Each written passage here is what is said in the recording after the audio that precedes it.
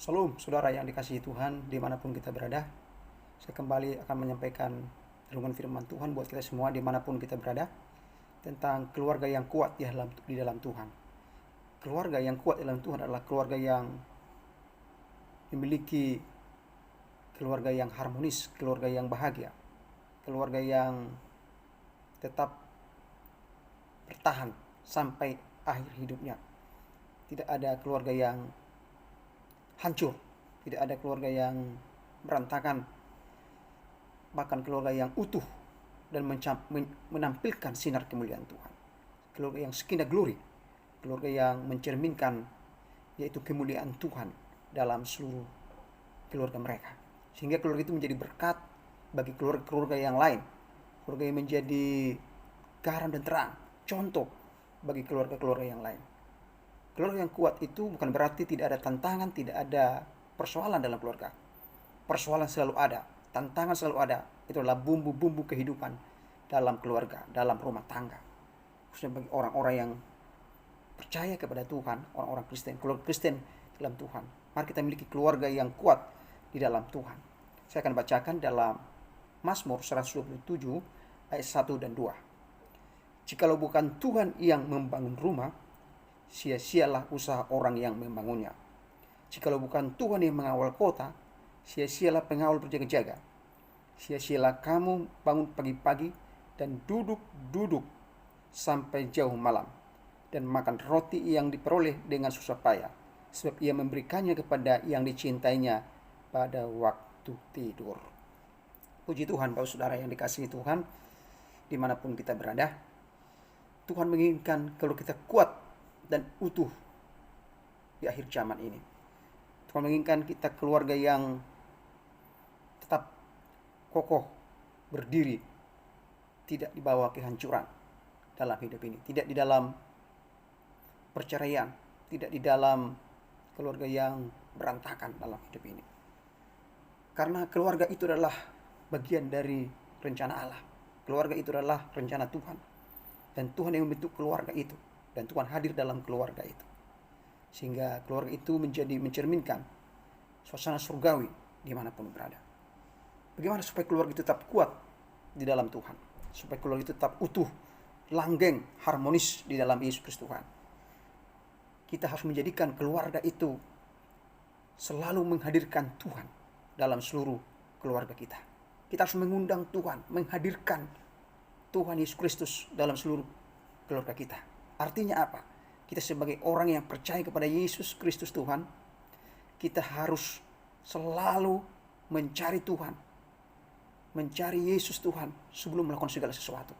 Kita harus mengutamakan Tuhan dalam segala sesuatu. Artinya kita harus membawa keluarga kita percaya kepada Tuhan, membawa keluarga kita mengenal Tuhan Allah yang benar dalam Yesus Kristus Tuhan. Hanya Dia adalah Tuhan yang benar. Biarlah Tuhan yang mengontrol keluarga kita, menguasai keluarga kita. Artinya apa? Hierarki yang benar adalah Allah Bapa, Anak dan Roh Kudus, suami, istri, dan anak. Itu. Jadi Allah yang menjadi kepala, Allah yang menjadi Tuhan dalam rumah kita. Jadi kita sebagai orang percaya Allah yang mengontrol hidup kita. Allah yang mengontrol keluarga kita. Artinya kita undang selalu Tuhan campur tangan dalam keluarga kita. Kita percaya kepada Tuhan, artinya apa? Kita selalu berseru, berdoa, berharap dan bergantung dan berserah kepada Tuhan. Kita bawa keluarga kita berserah, bergantung, percaya kepada Tuhan. Selalu mencari Tuhan, mengandalkan Tuhan dalam seluruh hidup kita. Kita bawa anak, istri dan keluarga kita masing-masing selalu mengenal Tuhan dengan benar. Artinya apa? Tuhan yang menjadi prioritas utama dalam hidup kita. Itu yang menguasai seluruh keluarga kita. Jika bukan Tuhan yang menguasai keluarga kita, dikatakan sia-sialah keluarga kita. Mari kita undang Tuhan Yesus Kristus selalu menguasai keluarga kita, rumah tangga kita, dimanapun kita berada. Artinya apa? Kita selalu mencari Tuhan. Contoh, sebelum kita melakukan aktivitas kita, keluarga kita mencari Tuhan. Kita berdoa suami istri dan anak-anak mencari Tuhan. Baru kita melakukan segala sesuatu. Jadi kita utamakan Tuhan dalam seluruh hidup kita. Sehingga keluarga kita betul dilindungi dan dijagai oleh Tuhan. Artinya tanpa Tuhan yang menguasai, tanpa Tuhan yang mengontrol dan mengatur keluarga kita, keluarga kita tidak akan bahagia. Kita undang Tuhan selalu terus-menerus dalam hidup kita. Ini yang pertama, kita harus selalu mengundang Tuhan, menghadirkan Tuhan, menghadirkan Allah yang hidup, supaya kita dituntun dalam jalan-jalannya, dituntun dalam kehendaknya, dituntun dalam rencananya. Artinya menghadirkan Tuhan itu, menghadirkan firman-Nya ada dalam hidup kita, mengontrol hidup kita, menguasai hidup kita, menguasai keluarga kita, sehingga kita berjalan dalam kehendak Tuhan, berjalan dalam firman Tuhan, berjalan dalam rencana Tuhan. Yang kedua, saudara yang dikasihi Tuhan, kita harus selalu hidup di dalam kasih Kristus. Apa artinya hidup dalam kasih Kristus? Artinya keluarga kita itu adalah keluarga yang mengasihi Tuhan, keluarga yang mencintai Tuhan. Suami, istri, dan anak-anak mengasihi Tuhan, mencintai Tuhan, menuruti kehendak Tuhan, menjadi pelaku-pelaku firman Tuhan, melakukan apa yang Tuhan mau, menuruti semua apa perintah Tuhan. Jika keluarga kita, suami, istri, dan anak, orang yang takut Tuhan, orang yang mengasihi Tuhan, wah, luar biasa. Maka keluarga ini akan betul-betul mencerminkan, yaitu kasih Kristus dalam dirinya. Artinya dalam keluarga itu ada saling mengasihi, saling mengampuni, saling menyembuhkan, saling mendoakan, saling melengkapi, saling memperhatikan, saling berbagi. Ini harus ada dalam keluarga kita. Bukan saling menghakimi, bukan saling memojokkan, bukan saling mempersalahkan, bukan saling berkusipi, bukan saling menjelekkan, bukan saudara yang dikasih Tuhan. Tapi keluarga kita adalah keluarga yang penuh dengan kasih Kristus, saling mengampuni, tidak mengingat kesalahan suami, tidak mengingat kesalahan istri, tidak mengingat kesalahan anak-anak. Artinya apa? Mengampuni, melupakan semua kesalahan. Di sini kita keluarga yang betul-betul kuat dalam Tuhan. Kita harus ada kasih Kristus, kasih agape, agapao dalam bahasa Yunani, harus ada dalam diri kita. Kita harus tunjukkan bagi semua orang, bagi keluarga yang lain dalam keluarga kita. Ini kasih Kristus itu yang mengikat dan mempersatukan keluarga kita. Jadi kita sebagai orang yang percaya kepada Kristus Tuhan, kasih agapao itu harus ada dalam seluruh suami, istri, dan anak-anak. Artinya apa? Dalam kasih Kristus itu, yaitu suami mengasihi istri, istri tunduk kepada suami, anak-anak tunduk kepada orang tua tunduk kepada Tuhan dan Allah. Artinya orang tua tidak menyakiti hati anak-anak. Ini mari kita tunjukkan kasih Kristus dalam hidup kita, kasih Kristus itu, sehingga ada keakraban, keharmonisan dalam keluarga kita. Yang ketiga, saudara yang dikasihi Tuhan, kita harus menghadirkan, keluarga kita harus menghadirkan, atau keluarga kita harus takut akan Tuhan.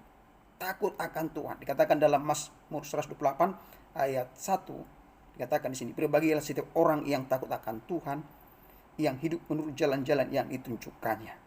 Ini, berbahagialah orang yang takut akan Tuhan.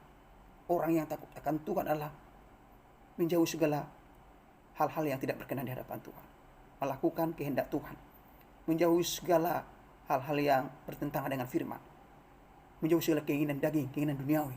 Tapi orang yang menjadi pelaku-pelaku melakukan firman Tuhan, maka keluarga itu akan utuh dan harmonis. Suami menjadi pelaku firman, istri menjadi pelaku firman, anak menjadi pelaku firman. Wah, sama-sama keluarga itu menjadi pelaku firman. Kehendak Tuhan dinyatakan dalam keluarga, sinar kemuliaan Tuhan dinyatakan dalam keluarga itu. Mari kita sebagai orang yang percaya Tuhan, memiliki takut akan Tuhan, dengan menghormati Tuhan, dengan membenci dosa, dengan melakukan kekudusan, melakukan kebenaran firman Allah.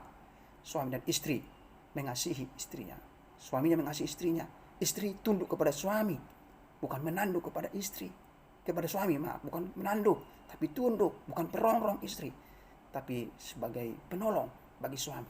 Suami bukan kasar kepada istri, bukan berkata kasar, bahkan bukan melakukan hal-hal yang tidak benar, melakukan kekerasan, bukan, tapi mengasihi istri dengan lembut, menjaga istrinya, memuji istrinya, menyayangi istrinya, membalut istrinya dengan kasih Kristus. Ini takut akan Tuhan. Mari, sebagai anak, kita harus takut akan Tuhan dalam keluarga kita, menghormati orang tua, taat kepada orang tuanya, bukan berontak kepada orang tua, bukan menjadi anak-anak durhaka, bukan anak-anak durhaka yang melupakan dan tidak menghargai ayah dan ibunya. Bahkan seorang orang tua jangan menyakiti hati anak-anakmu sehingga hati anak-anakmu itu jengkel dan menyakitkan, sakit hati. Jangan, saudara. Kita mendidik mereka jangan dengan otoriter, jangan diktator, tapi dengan penuh kasih sayang Kristus. Kasih, kita mendisiplin mereka, anak-anak kita, tapi kita berikan kasih sayang seimbang. Bukan hanya disiplin, tapi dengan kasih sayang seimbang. Sehingga mereka tidak menjadi sakit hati ketika kita didik mereka. Ini kita harus lakukan dalam keluarga kita. Menjadi keluarga yang takut akan Tuhan. Keluarga yang selalu mencintai Tuhan. Takut akan Tuhan. Ketika lakukan pelanggaran, kesalahan, cepat-cepat minta ampun kepada Tuhan, berdoa, dan tidak mengulangi lagi. Ini takut akan Tuhan, menuruti rencana dan kehendak Tuhan. Yang seterusnya, saudara yang dikasihi Tuhan, apa yang harus kita lakukan menjadi keluarga kita utuh dan kuat di dalam Tuhan, itu keluarga yang memiliki komunikasi yang baik antara suami, istri, dan anak-anak. Artinya selalu bercakap-cakap, bersanda gurau, bercanda, bercerita ria, bersenang-senang. Wah, akrab. Ada komunikasi yang santun antara ayah, ibu, dan anak. Ada keluarga tidak santun kepada ayahnya, kepada ibunya. Ada keluar kata-kata binatang, kata-kata kotor. Jangan, saudara. Harus kata-kata yang membangun. Bercakap-cakap, komunikasi yang penuh kasih. Komunikasi firman lah yang harus disampaikan dalam keluarga itu. Kepada anaknya, kepada istrinya, kepada suaminya. Kalau suami istri tidak pernah dilihat oleh anaknya, kata sayang kepada istrinya, kepada suaminya, itu dipertanyakan. Tidak pernah mencium dilihat oleh anaknya, itu istrinya, itu dipertanyakan. Kita harus tunjukkan, menjadi contoh, menjadi teladan bagi anak kita. Ini komunikasi yang baik, bukan hanya perkataan, tapi dengan sikap kita. Tunjukkan di rumah kita, sehingga anak-anak berkata, wah, begitu sayang orang mamaku kepada papaku, begitu sayang papaku kepada mamaku. Ini harus kita lakukan dalam keluarga kita, dimanapun kita berada. Yang seterusnya, saudara yang dikasihi Tuhan, kita harus memberikan waktu untuk keluarga, memberikan waktu, quality time. Jadi ada waktu bersama keluarga. Nah, kita ambil waktu untuk jalan-jalan bersama keluarga, refreshing bersama keluarga, makan bersama dengan keluarga, nonton bersama dengan keluarga, piknik bersama dengan keluarga. Nah, kita harus pergi sehingga refreshing bersama keluarga. Ada waktu bersama dengan keluarga. Jangan sibuk kerja, sibuk ini, tidak ada waktu untuk keluarga. Apalagi tidak ada waktu untuk Tuhan. Ini kita harus tinggalkan seperti itu. Harus kita concern kepada keluarga kita, sehingga keluarga kita tetap utuh dalam Tuhan, tetap kuat di dalam Tuhan. Kita harus selalu di dalam keluarga itulah. Disitulah ada komunikasi yang baik, disitulah kedekatan, keakraban antara ayah, saling mengenal satu dengan lainnya, antara ayah, ibu, dan anak. Ketika kita dekat dengan komunikasi yang baik, saling berbagi, saling refreshing, saling bercerita, di situ kita akan melihat bahwa keluarga kita itu kan tetap utuh dan langgeng dalam Tuhan. Yang seterusnya, saudara-saudara yang dikasihi Tuhan, dimanapun kita berada, apa yang harus dilakukan lagi? Kita harus memiliki, keluarga kita harus memiliki komitmen setia sampai mati, setia sampai akhir dalam hidup ini. Artinya apa? Setia sampai akhir dalam hidup kita. Artinya keluarga itu, suami istri itu harus selalu menjaga keluarganya utuh. Sama-sama menjaga keluarganya utuh. Suami menjaga istrinya, dan istri membawa keluarga itu tetap utuh dalam Tuhan. Artinya tidak ada perceraian, tidak ada perselisihan, tidak ada pria idaman lain, tidak ada perselingkuhan, maksud saya tidak ada perselingkuhan, tidak ada percabulan, tidak ada wanita idaman lain, tidak ada orang ketiga, itu pacar, mantan pacar, orang ketiga atau orang tua atau yang lain yang mengatur keluarga kita, atau pendeta yang lain, enggak.